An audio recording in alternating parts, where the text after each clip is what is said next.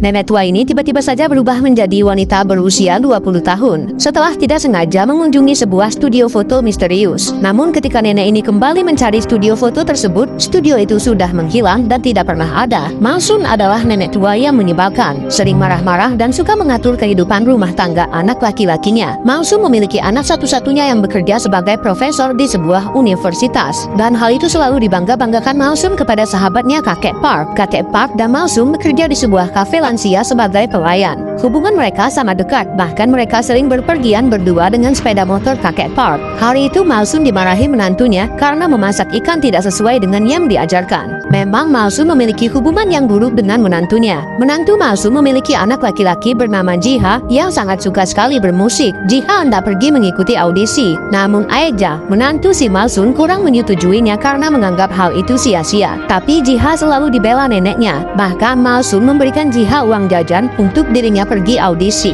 Aeja terus-terusan dimarah-marahi Masun, namun ia keberatan karena menurutnya Masun terlalu ikut campur urusan rumah tangga mereka. Karena hal ini Aeja selalu mengkonsumsi obat penenang karena stres. Untuk bilang ke suaminya ia pun juga tak berani. Karena stres menghadapi mertua, akhirnya ibu ini dilarikan ke rumah sakit karena mengalami sakit jantung. Bahkan ketika dirinya dirawat, ia menyuruh ibu mertuanya itu keluar karena trauma melihat sang mertua. Dokter menyarankan kepada suami dari ibu itu untuk membiarkan istrinya jauh dari mertuanya dulu karena itu akan memicu sakit jantungnya. Jadilah anak dari Masun dan juga cucu-cucu Masun mendiskusikan bahwa mereka akan membawa Masun ke panti jompo. Walau anak Masun sendiri merasa keberatan karena tak tega membawa ibunya ke tempat seperti itu. Hari-hari Masun menjadi sedih memikirkan anaknya akan membuangnya ke panti jompo. Hari itu ketika ia sedang bekerja, ada seorang perempuan yang menegurnya. Wanita ini ternyata adalah anak dari ibu yang merawat Masun ketika masih muda. Masun ternyata mencuri resep rahasia ibu dari wanita ini, dan kini wanita itu marah sekali kepada Masun yang membuat bisnis mereka bangkrut. Namun Masun tidak bisa berbuat apa-apa karena dulu ia sangat membutuhkan uang untuk menghidupi anaknya. Kini anaknya sudah sukses malah tega membawanya ke panti jompo.